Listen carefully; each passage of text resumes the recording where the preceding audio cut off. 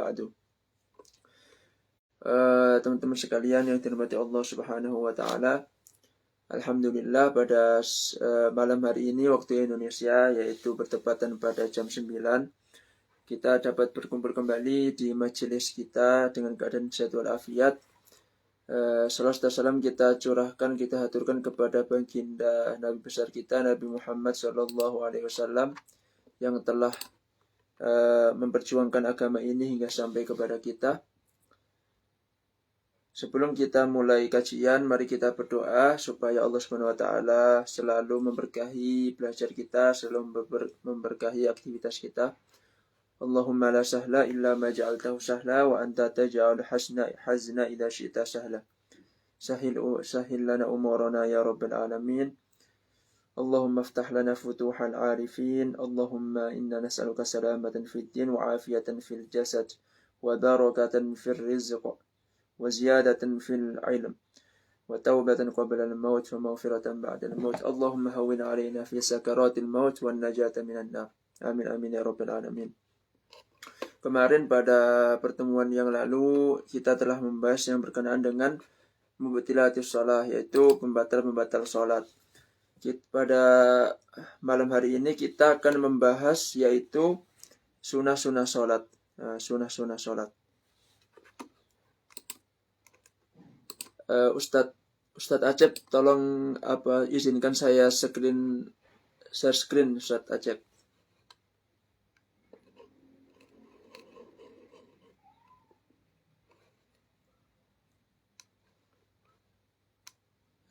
Ustadz Acep, izinkan saya share screen mungkin. Ini mau nge-share kitabnya. Oke, kita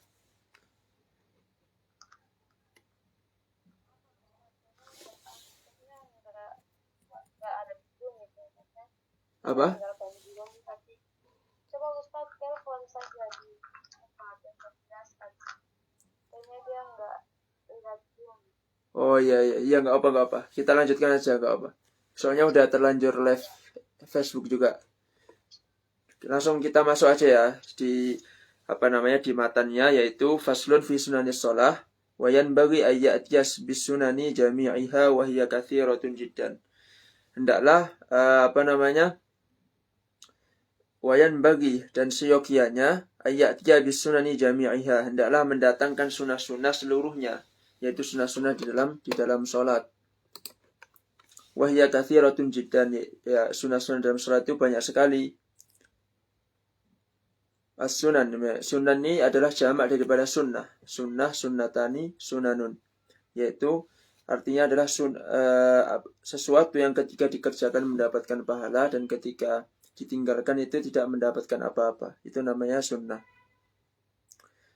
Menurut istilah, ulama mengartikan sunnah itu adalah ma talabah syari' talaban ghayra jazim, yaitu segala sesuatu yang diminta Allah SWT untuk mengerjakannya, tetapi bukan mengerjakannya itu bukan dengan cara dipaksa. Itu yang dinamakan oleh sunnah. Nah, di sini sunnah di dalam mazhab Syafi'i itu terbagi menjadi dua. Yang pertama adalah sunnah hayat, yang kedua adalah sunnah ab'ad. Sunnah ab'ad itu apa? Kita ke sunnah hayat dulu. Sunnah hayat itu apa? Sunnah hayat itu ketika ditinggalkan itu tidak diwajibkan untuk sujud sahwi. Ketika ditinggalkan tidak diwajibkan untuk sujud sahwi. Sedangkan ketika sunnah ab'ad, ketika ditinggalkan dianjurkan, sangat-sangat dianjurkan untuk sujud sahwi. Nah, kata Imam Asy-Syaikh Aba Sudan rahimahullah ta'ala, beliau berkata, yang intinya adalah termasuk thamaratul ilm, atau buah daripada ilmu itu apa? Yaitu mengerjakan semua sunnah yang ada di ibadah. Misalkan kita berwudu, ya kita berkumur-kumur, istinsyak, kemudian membaca basmalah, semua sunnah wudu kita kerjakan. Itu adalah buah daripada ilmu. Percuma kita misalkan belajar ilmu tetapi kita tidak mengamalkannya, itu sangat percuma sekali. Maka buah daripada ilmu itu mengamalkannya, tidak pilih-pilih, mau itu wajib, mau itu rukun, mau itu syarat, mau itu sunnah, kita kerjakan semua itu samaratul ilm, yaitu buah daripada ilmu. Buah daripada ilmu ya diamalkan. Kemudian di kitab syarah daripada Ar-Risalatul Jami'ah, yaitu Al-Budur At-Tali'ah, disebutkan bahwasanya sunnah-sunnah sholat itu ada banyak, tetapi yang disebutkan di sini adalah sunnah sholat hayat, yang mana ketika ditinggalkan tidak disunnahkan untuk sujud sahwi. Yang pertama adalah raf'ul yadaini, yaitu mengangkat kedua tangan. Kapan itu mengangkat kedua tangan? Mengangkat kedua tangan itu ketika apa? Ketika takbiratul ihram, itu pertama. Ketika takbiratul ihram, kemudian jadi takbiratul ihram itu yang rukunnya itu cuman perkataan Allahu Akbar. Mengangkat tangannya itu hukumnya sunnah. Kemudian ketika mau ruku disunahkan mengangkat tangan. Kemudian ketika bangun dari ruku juga disunahkan mengangkat tangan.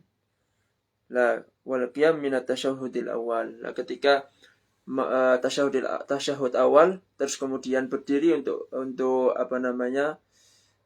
melaksanakan rakaat selanjutnya, maka itu disunahkan untuk mengangkat tangan.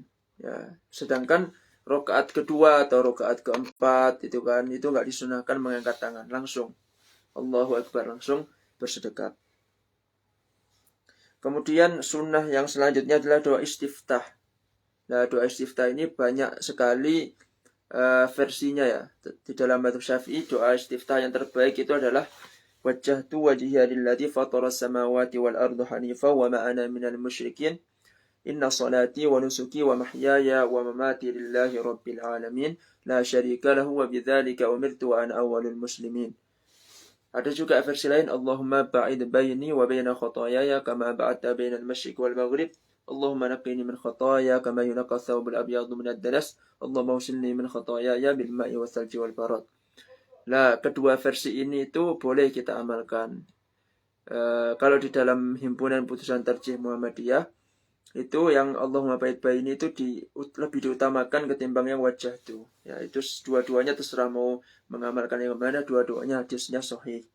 Kemudian yang ketiga, sunnah daripada sunnah sholat adalah membaca ta'awudz.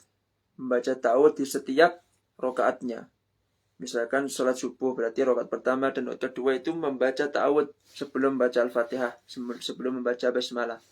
Tetapi membaca ta'awudznya ini sirron, yaitu dengan tidak jahar, ya, sirron. Kemudian sunnah selanjutnya adalah yang keempat adalah membaca surat setelah surat Al-Fatihah. Itu sunnah. Kalau misalkan ada imam wairil maghdubi alaihim waladdallin langsung ruku, maka itu enggak batal salatnya karena dia meninggalkan sunnah. Tetapi kembali lagi ke samaratul ilm, yaitu buah daripada ilmu itu diamalkan. Ya, percuma kita belajar tapi tidak mengamalkan, gitu kan. Siap Mas Acep, siap. Ini kita share dulu ya teman-teman. Kita share dulu kitabnya.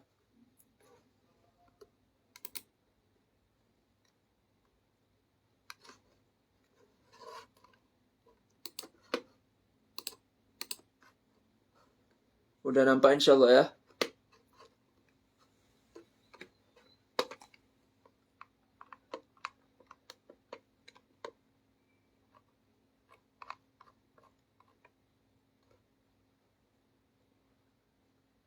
Kita ke sini ya, masih kita masih membahas wayan bagi ayat dia bisunani jami'iha wa hiya katsiratun jiddan.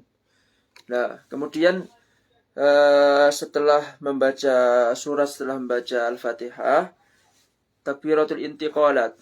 Jadi takbir perkataan Allahu Akbar itu yang rukun atau wajib dibaca itu ketika takbiratul ihram doang.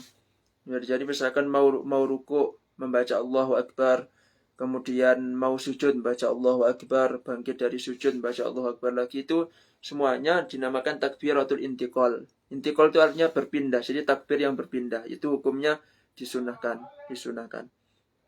Terus rukun yang keenam, membaca subhana rabbiyal azim wa bihamdih 3 kali waktu ruku, ketika ruku, kemudian ketika sujud membaca Subhana rabbiyal a'la wa bihamdihi. Itu ketika sujud. Kemudian yang ketujuh adalah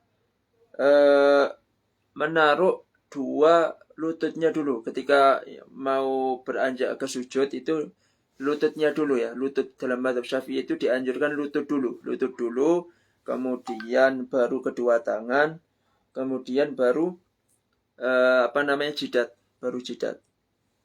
baru jidat dan hidung. Itu dalam mazhab Syafi'i. Tetapi dalam mazhab lain dianjurkan untuk tangan dulu terlebih dahulu, kedua tangan terlebih dahulu, baru lutut. Nah, dua-duanya itu dibenarkan. Terserah mau pilih yang mana, tetapi dalam mazhab Syafi'i disunahkan untuk lutut dahulu yang ditaruh di tanah. Kemudian sunnah yang ke-8 adalah membaca di bacaan duduk di antara dua sujud. Nah, duduk di antara dua sujud kan juga banyak versi. Tetapi yang paling kamil, yang paling sempurna itu bacaannya gimana? Rabbighfirli warhamni wajburni warfa'ni warzuqni wahdini wa'afini wa'fu anni. Itu bacaan yang paling sempurna. Kemudian yang ke-9 al-iftirash. Al-iftirash ini duduk ketika tasyahud awal. Nah, duduk ketika tasyahud awal, duduk iftirash itu seperti apa? Ya, duduk ketika tasyahud awal, artinya paha bagian kiri itu tidak ditempelkan ke tanah. Yaitu kemudian kaki kiri itu nempel di pantat. Itu namanya duduk iftirash.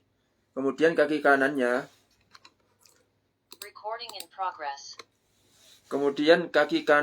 itu yang bagian dalam itu jari-jarinya itu menempel di atas tanah. Nah, itu. Kemudian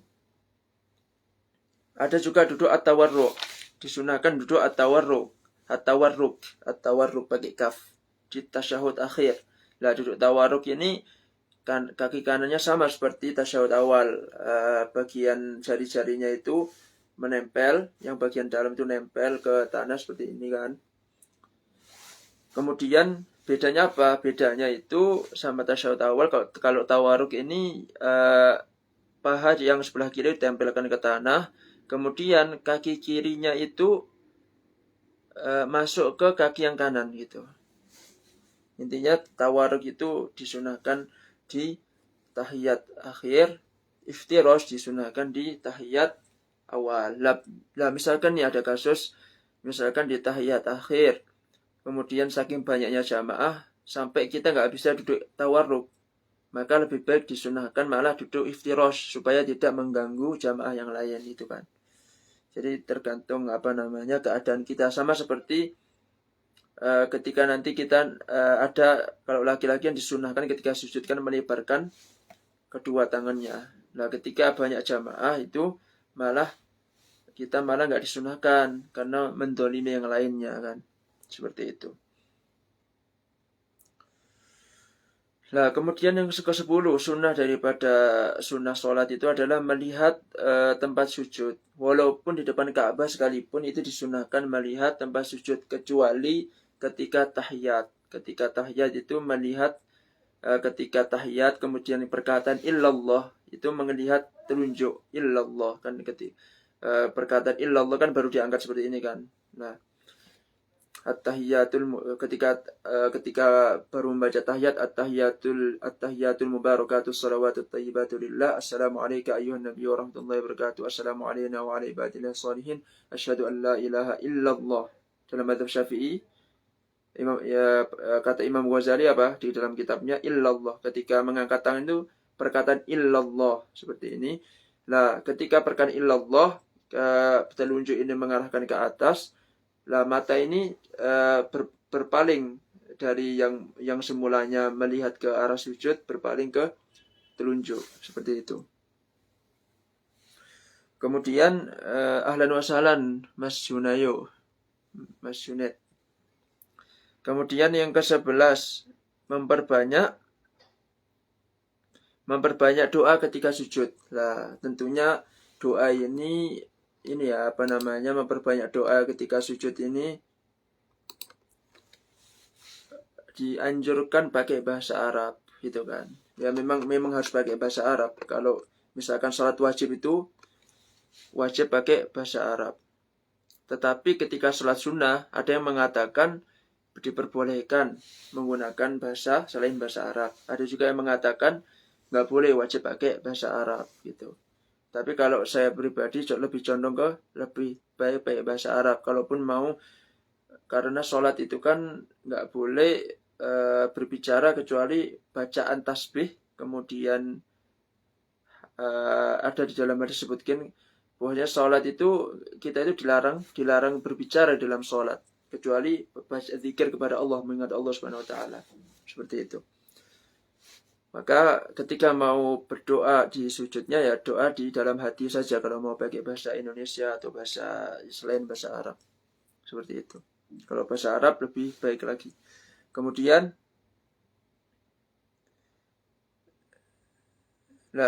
kita masuk ke wayan bagi al-i'tina'u bil ikhlas. Seyogianya bagi orang yang salat itu memperhatikan hatinya supaya dia ikhlas. Wa huwal amal lillahi wahdah. Lah ikhlas itu apa? Yaitu beramal untuk Allah semata. Jadi enggak tercampur dengan hal-hal yang merusak niat, misalkan riya, sum'ah. Riya itu pengen dilihat orang sholatnya, kok sholatnya bagus sekali, atau sum'ah pengen didengar bacaannya. Itu semuanya kita hilangkan. Kita beramal untuk Allah Subhanahu wa taala semata.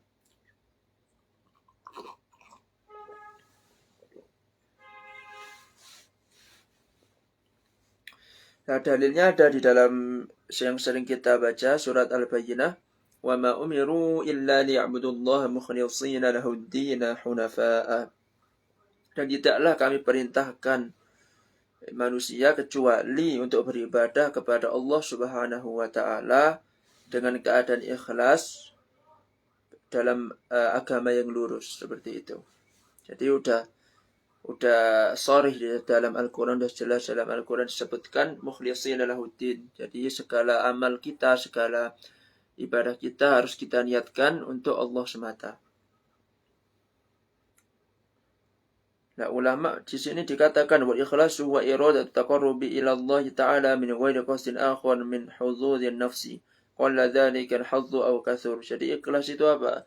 Ikhlas itu menginginkan berdekat dengan Allah Subhanahu wa taala tanpa ada maksud apapun, tanpa ada keinginan dunia apapun. Jadi benar-benar ikhlas lillahi taala.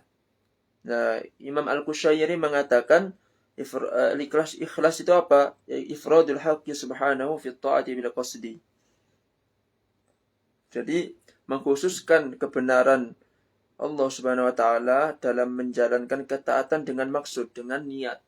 Atau dalam kata lain bisa kita artikan yaitu membersihkan amal, membersihkan perbuatan dari perhatian makhluk. Jadi membersihkan, mau dilihat makhluk, mau enggak dilihat makhluk, ya bodo amat itu. Yang penting beribadah, lanjutkan ibadahnya, lanjutkan amaliyahnya. Jangan sampai ketika misalkan kita mau sholat sunnah, takut riya, takut sum'ah, itu malah kita secara tidak langsung itu riya. Maka riya, terkadang riya itu harus kita lawan dengan perbuatan itu sendiri gitu. Jadi kalau takut riya itu malah riya gitu kan.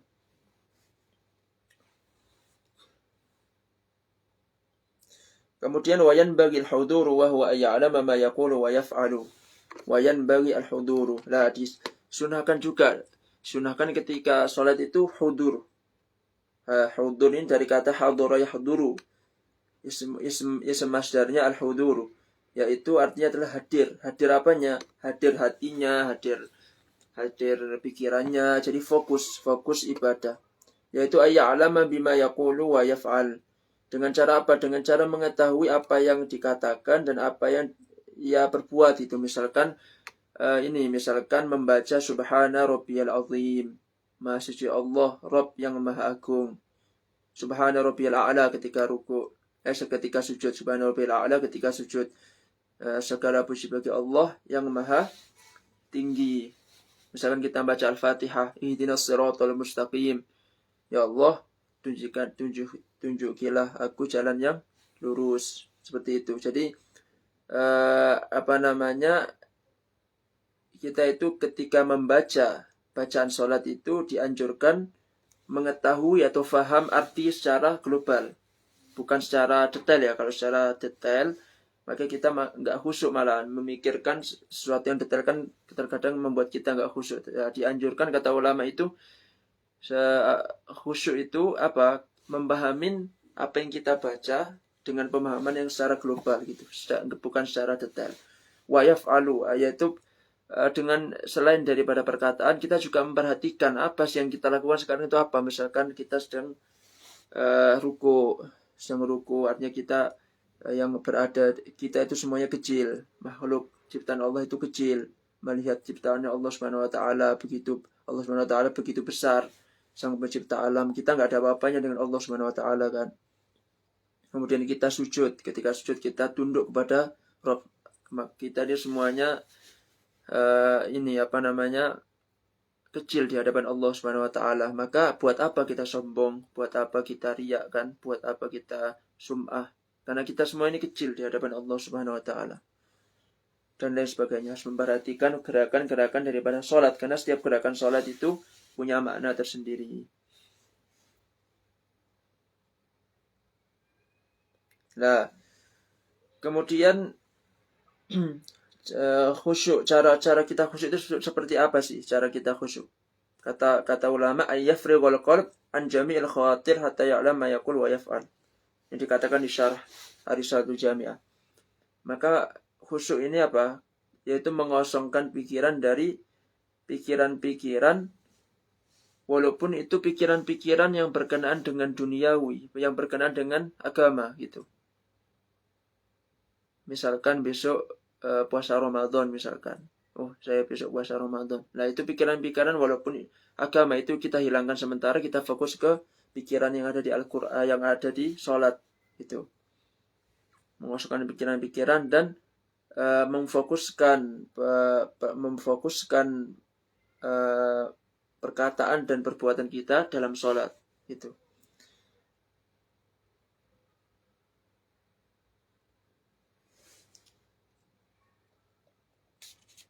Kemudian wa in bagil hudur wa huwa ayya'lamu bi yaqula wal khusyu'u wa huwa sukunul a'dha. Nah, kemudian khusyuk itu apa? Khusyuk itu ada sukunul a'dha, yaitu diamnya anggota badan. Jadi anggota badan itu diam, jangan sampai banyak gerak. Karena dulu para sahabat itu diriwayatkan bahwasanya para sahabat dulu ketika sholat itu mereka seakan-akan pohon yang enggak gerak sama sekali. Wa hudurul qalb, menghadirkan hati, wa tadabburul qiraati wa tafahhumuha, yaitu mentadabburi bacaan yang dibaca, kemudian memahaminya. Tentunya memahaminya dengan cara global yang telah kami jelaskan tadi. Fa inna ma yataqabbalullahu minas salati biqadril hudur. Karena Allah Subhanahu wa taala itu menerima salat kita itu dengan kadar kekhusyuan, dengan kadar kefokusan gitu. Nah, maka di dalam hadis sebutkan bahwasanya Rasulullah Shallallahu alaihi wasallam bersabda, "Innar rajula la yansarifa wa ma kutiba lahu illa ushru salatihi tus'uha thumunuha subu'uha sudusuha khumusuha rubu'uha thuluthuha nisfuha." Ini hadis riwayat Abu Dawud dan Ibnu Majah. Jadi di hadis disebutkan bahwasanya seseorang itu tidak ditulis Allah Subhanahu wa taala, artinya tidak diganjar Allah Subhanahu wa taala dalam salatnya kecuali 1/10-nya saja, atau 1/9, atau 1/8, atau 1/7, atau 1/6, atau 1/5, atau 1/4, atau 1/3, atau 1/2 setengahnya. Jadi memang khusyuk ini sangat sulit teman-teman, memang sangat sulit. Walaupun kita sudah berusaha untuk khusyuk, memang pikiran-pikiran ini kemana-mana. Makanya ketika sebelum sholat, hendaknya kita ta'awud dulu, meminta pertolongan Allah SWT. Bayangkan ketika kita sholat itu, ketika kita mau sholat, bayangkan itu adalah sholat terakhir kita gitu. Supaya apa? Supaya ya kita sholat dalam keadaan khusyuk, ingat mati, kemudian dan semoga Allah SWT menerima sholat terakhir kita itu. Nah, bayangkan seperti itu. Kemudian yang kedua, cara sholat khusyuk itu apa? Yaitu dengan cara meninggalkan maksiat. Ketika kita meninggalkan maksiat, terutama maksiat mata kan, karena zaman akhir ini zaman fitnah kan, zamannya zaman fitnah, paling susah kita tinggalkan adalah fitnah mata, yaitu zina mata. Bagaimana tidak? Ketika kita sudah berusaha melakukan ketaatan, ada iklan yang misalkan iklan yang nggak baik, gambar-gambar yang tidak baik, ya, itu pasti ada, nggak bisa kita elakkan lagi. Maka kita selalu minta tolong Allah Subhanahu Wa Taala agar supaya dijaga mata kita. Ketika mata kita sudah dijaga, maka akan berpengaruh kepada hati dan pikiran kita. Ketika mata kita sudah bersih, maka hati dan pikiran kita juga akan bersih, insya Allah. Dan hendaknya ketika kita maksiat kepada Allah SWT, segera meminta tobat, segera beristighfar, segera menyesali, dan segera berazam, bertekad supaya tidak mengerjakannya lagi. Karena orang yang bertaubat itu lebih dicintai Allah SWT dibandingkan orang yang merasa tidak punya dosa. Merasa tidak punya dosa sehingga dia lalai. Dia lalai terhadap tobat kepada Allah Subhanahu wa taala. Wa yahrumu ar-riya'u fi sholati wa ghayriha wa huwa al-amalu li ajalin nas. Diharamkan riya di dalam salat dan selainnya. Wa huwa al-amalu li ajalin nas. Riya itu apa? Riya itu yaitu mengerjakan sesuatu karena manusia gitu. Nah, kita bahas dulu. Jadi diharamkan riya di dalam salat atau selainnya. Di dalam salat misalkan salatlah supaya orang tua senang gitu misalkan. Lah itu secara tidak langsung riya kita. Salatlah supaya dianggap rajin ke masjid misalkan. Itu juga termasuk riya karena pengen dilihat manusia. Sedangkan kalau sholat sendiri atau dalam keadaan sendiri dia malas-malasan sholatnya gitu. Tapi, maka ketika tanda daripada orang ikhlas itu apa? Mau ada orang mau enggak itu tetap semangat. Enggak ada sedikit pun bertambah ketika ada manusia, enggak sedikit pun lalai ketika enggak ada manusia gitu. Salah satu tanda orang yang bersih daripada riya. Atau selain sholat, misalkan puasa sunnah. Ini ada misalkan kita puasa sunnah Senin. Nah, kita tanya kepada teman kita. Nah, tujuan kita tanya itu bukan karena benar-benar tanya supaya kita dibalik tanya gitu kan. Ente puasa enggak? Puasa Senin enggak? Oh, saya enggak puasa gitu. Nah, supaya dia tanya, ente puasa enggak? Iya, saya puasa. Nah, sebenarnya pertanyaan itu tidak ada masalah, cuman ketika pertanyaannya itu ada tujuan yang berbeda supaya orang tahu, supaya kita ini puasa, itu sama dengan puasanya itu riya gitu. Jadi riya itu ibaratnya racun teman-teman sekalian. Jadi harus kita hilangkan karena amalan disertai dengan riya itu ya hangus itu, nggak ada apa-apanya di hadapan Allah Subhanahu wa taala.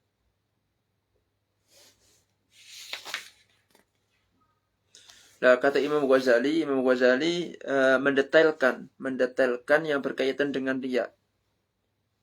Kalau misalkan niatnya itu murni riya dalam sholat atau dalam puasa dan lain sebagainya, niatnya itu murni riya, maka nggak ada niat sama sekali mencari pahala dari Allah, maka itu dia telah membatalkan ibadahnya, sama dengan nggak ibadah sama sekali, itu dianggap nggak ibadah.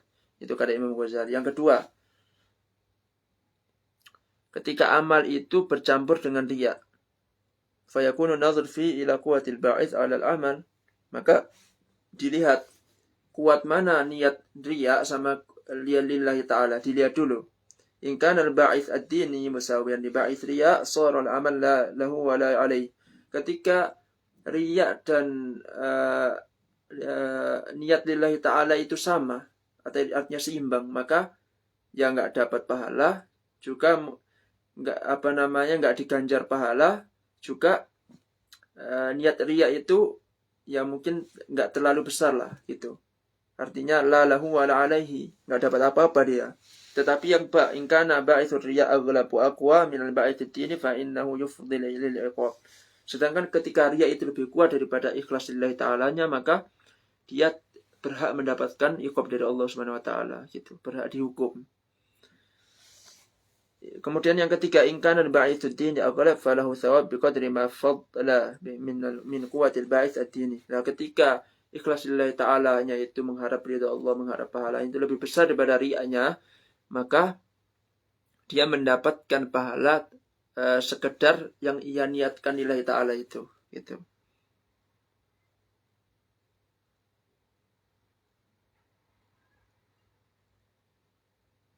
Nah, kata Imam Ibnu Hajar Al-Haytami, beliau mengatakan, beliau mensyarah perkataan Imam Al-Ghazali bahwasanya anna riya'a walau muharraman la yamna'u asal thawab idza kana ba'ithul ibadah aghlab. Nah, ini poinnya.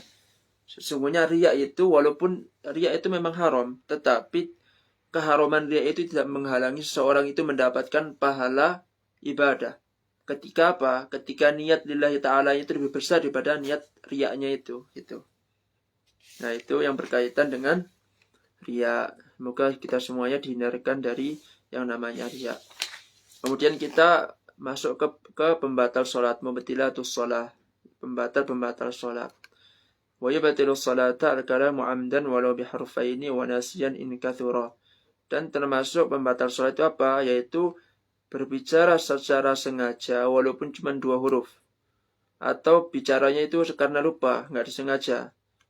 In kathura. Kalau bicaranya itu banyak, walaupun maksudnya apa? Walaupun dia lupa tapi bicara itu banyak. Banyaknya ini diukur dengan adat istiadat, maka itu termasuk pembatal sholat. Tapi kalau misalkan bicara tapi dikit bicaranya, dia lupa, maka enggak membatalkan. Itu maksudnya. Nah, Rasulullah sallallahu alaihi wasallam bersabda, "Inna hadhihi shalah la yasluh fiha syai' min kalamin nas." Sungguhnya salat itu tidak elok, tidak baik dicampur dengan perkataan manusia. Innama huwa tasbih wa takbir wa qiraatul Qur'an. Sungguhnya salat itu adalah tasbih, bertasbih, bertakbir kepada Allah Subhanahu wa taala atau membaca Al-Qur'an. Itu kata Rasulullah sallallahu alaihi wasallam. Lah, diriwayatkan oleh Zaid bin Arqam. Zaid bin Arqam ini salah satu sahabat. Kunna natakallamu fi shalah. Lah, dulu para sahabat itu, kami yaitu para sahabat itu berbicara ketika salat. Berbicara ketika salat. Yukallimu rajulu sahibahu wa huwa ila janbihi fi shalah. Lah, ini di antara para sahabat itu ada yang saling berbicara sama teman di sampingnya itu, saling ngobrol ketika sholat loh itu dalam sholat.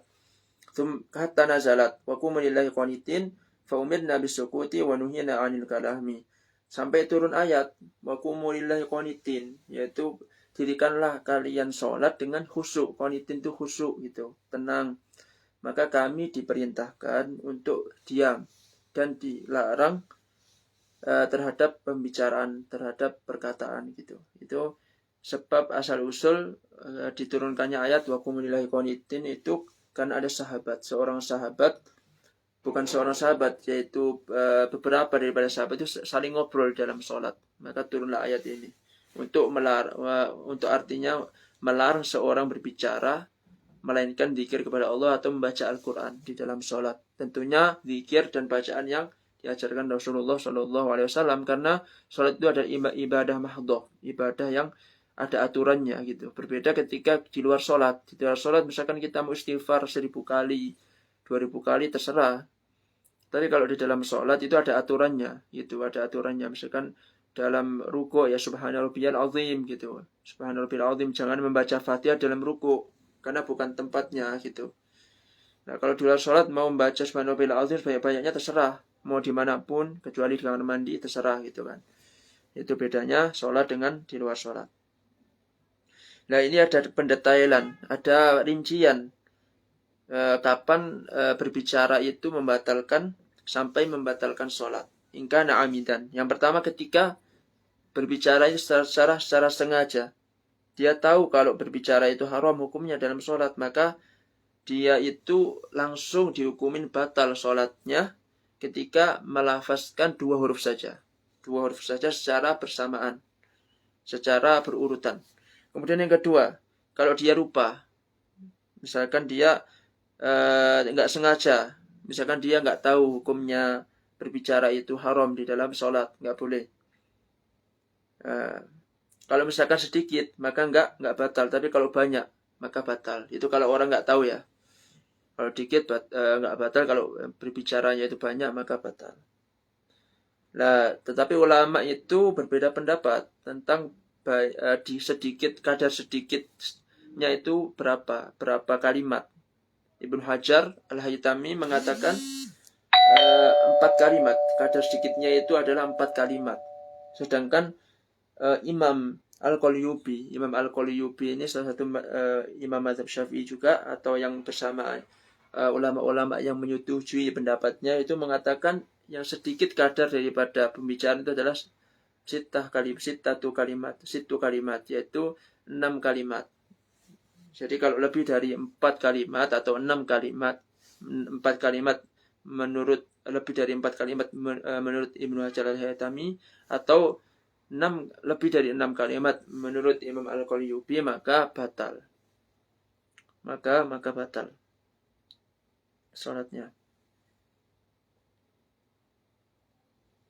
Nah, tetapi nggak batal ketika melafazkan satu huruf walaupun dia sengaja, dengan syarat huruf itu tidak difahamin.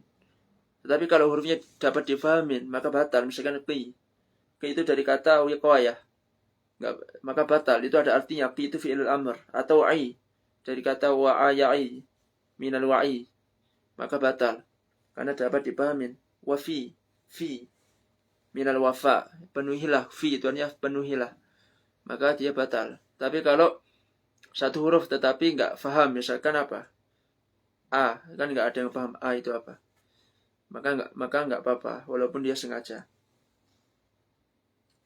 Yang syarat kedua itu hendaknya hurufnya itu tidak huruf yang ada matnya, karena huruf mat itu kan termasuk satu huruf. Misalkan ya sama alif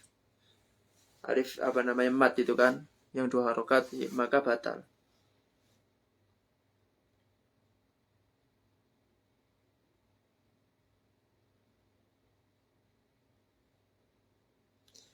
Kemudian wa yubtilul amal al-katsiru, termasuk pembatal sholat adalah banyak bergerak katsalasi khutuwatin.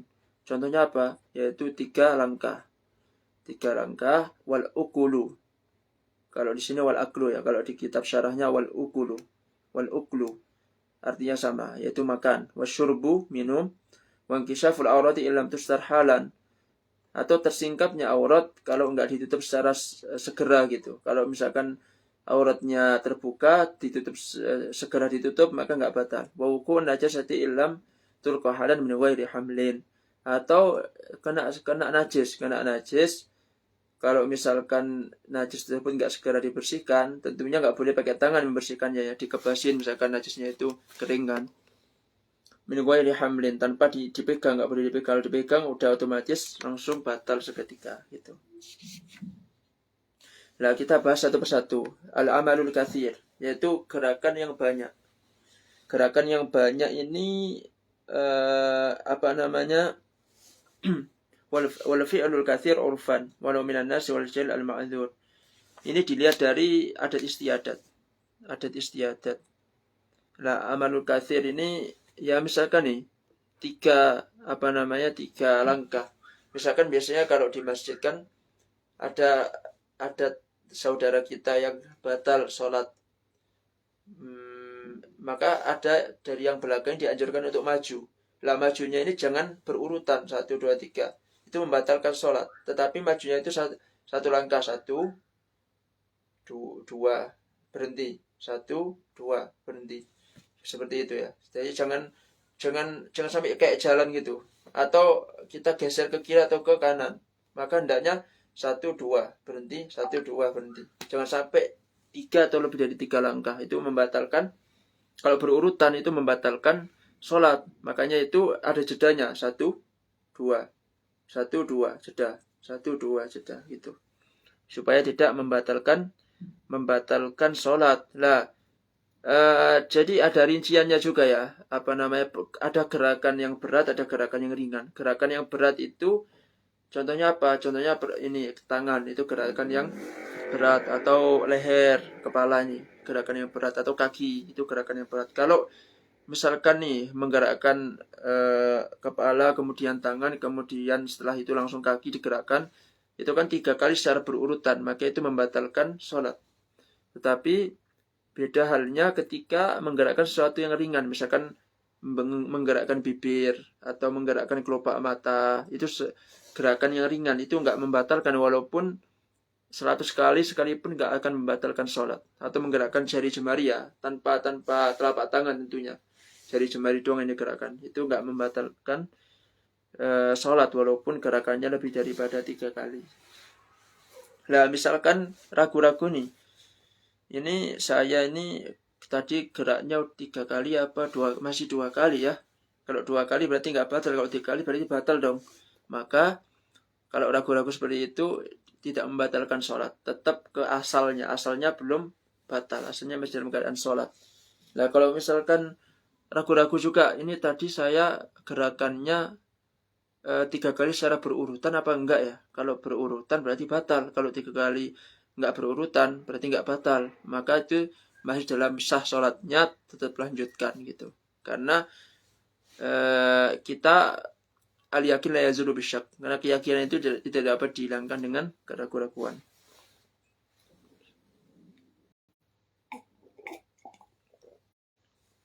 Kemudian yang selanjutnya adalah makan dan minum. Nah misalkan biasanya kalau kita habis makan daging, terutama daging kan, itu kan biasanya ada daging yang nempel di gigi kan. Lah itu kalau misalnya ketika sholat, lah qadarullah daging yang nyelip di gigi kita itu lepas, kita telan dengan sengaja, batal sholatnya. Tapi kalau misalkan nggak sengaja, nggak batal. Itu.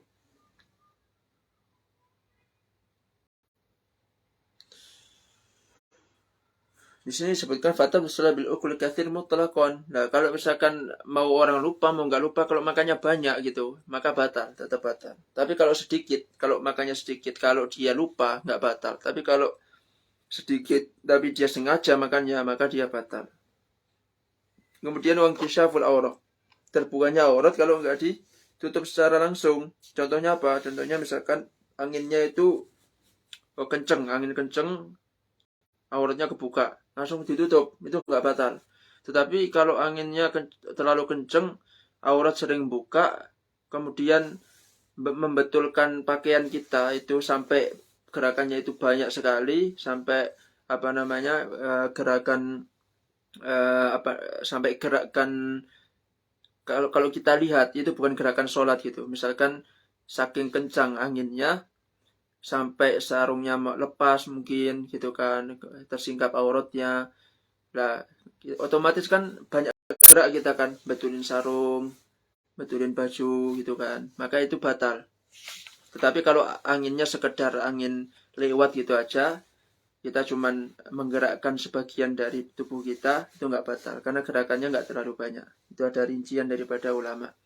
Atau yang terakhir ini adalah ada najis di pakaian kita. Misalkan kita lagi sholat di tengah lapang, ada najis yang ada, misalkan ada burung ini, ada burung, kemudian burung ini kayak nelek itu loh, kayak apa ya bahasa Indonesianya, kayak buang air lah, buang air kena pakaian kita. Lah kalau misalkan tainya burung itu kering, kita langsung kibas-kibaskan ini tanpa kita pegang, nggak apa-apa, langsung lanjutkan sholatnya. Tapi kalau basah, lah basah itu yang bermasalah, itu maka batal sholatnya, harus kita ulangin.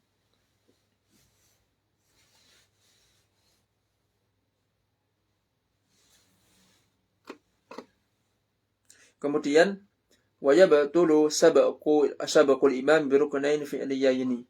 Nah, kemudian termasuk pembatal sholat itu apa? Yaitu mendahului imam dengan 2 rukun fi'li. 2 rukun fi'li ini 2 rukun yang 2 rukun yang fi'il, perbuatan, bukan perkataan. wa kadza takhallufu bihima bi ghairi udhrin. Nah, juga ketinggalan imam tanpa adanya uzur. Nah, itu juga membatalkan sholat gitu. Contohnya gimana? Contohnya ayyahuyal ma'mum lis-sujud wal imam qa'im li qira'ah fatabtul salatul ma'mum. Contohnya ketika makmum itu sujud, kemudian imam itu sudah berdiri gitu. Jadi misalkan imam masih membaca surat setelah surat Al-Fatihah. Makmumnya sudah sujud. Berarti kan dia mendahului lebih dari 2 rukun daripada sholat kan. Maka ketika itu disengaja, maka makmumnya itu batal. Secara tidak langsung batal ya makmumnya. Atau misalkan makmum ini ketinggalan imam. Imam sudah sujud sedangkan makmumnya masih berdiri. Kalau nggak ada uzur maka batal. Tapi kalau ada uzur nggak batal. Contohnya ada uzur itu apa? Ketika makmum ini sangat lambat membaca surat Al-Fatihah. Nah, kan ada kan imam biasanya taraweh. Kalau di kampung-kampung taraweh bacaannya cepet-cepet, nggak sempat baca Fatihah. Si makmumnya nggak sempat baca Fatihah. Kalaupun baca Fatihah, dia lambat baca Fatihahnya. Maka nggak ada masalah, dia ketinggalan sama imam. Asalkan imam itu nggak sampai rakaat yang kedua. Kalau misalkan imam sampai rakaat yang kedua, sedangkan makmum masih tegak berdiri, maka tetap ngikutin imam, tetapi nanti setelah salam wajib dia nambah satu rakaat lagi gitu.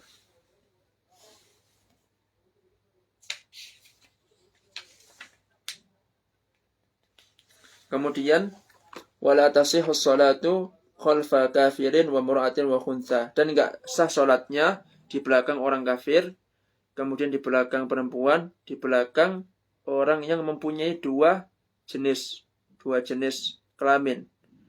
Jadi misalkan maksudnya apa? Misalkan kita tahu orang ini itu keluar dari Islam. Kok tiba-tiba bukan keluar dari Islam ya? Mohon maaf. Misalkan ada orang Nasrani masuk masjid, tiba-tiba jadi imam. Kita tahu tuh dia orang Nasrani, misalkan, atau kafir lah. Maka seketika itu dia ketika mau mengetahui kalau si imamnya itu kafir, maka seketika itu nggak sah sholatnya makmum, dia harus ngulangin lagi gitu. Atau ketika seorang laki-laki berimam dengan perempuan, nggak sah juga.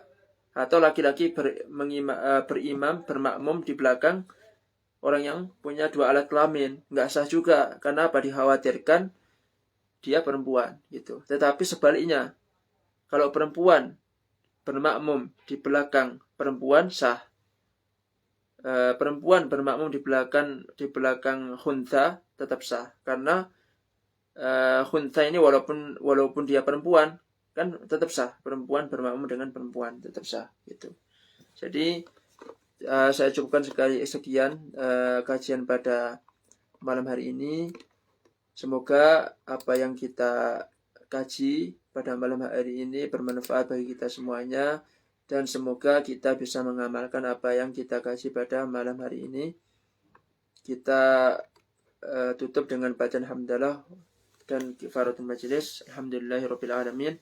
Subhanakallahumma wa bihamdika asyhadu an la ilaha illa anta astaghfiruka wa atubu ilaik.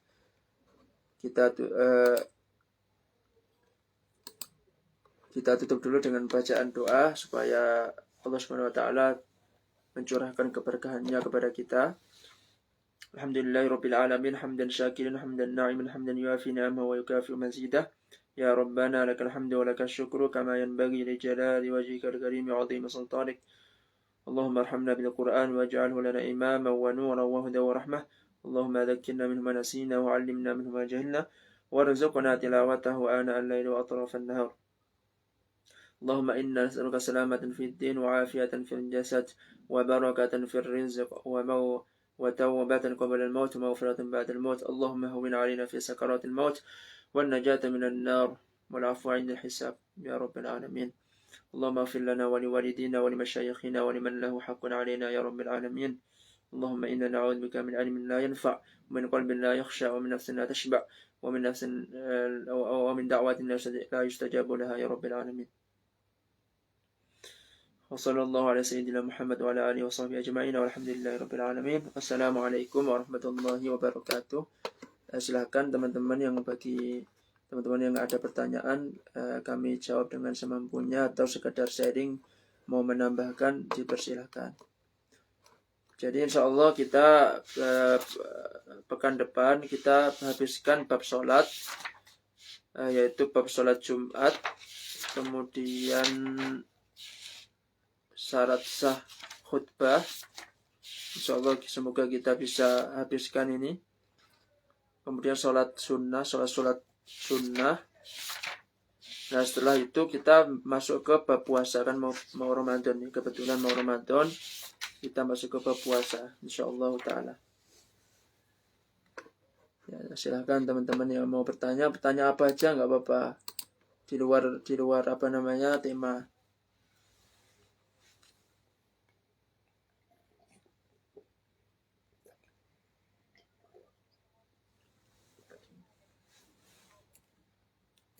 Kak Dwi nggak terdengar suaranya Kak Dwi. Silahkan Kak Dwi. Recording stopped. Ini pertanyaan tuh di luar materinya kan. Nggak apa-apa, silahkan. Udah ini stop rekornya, aman.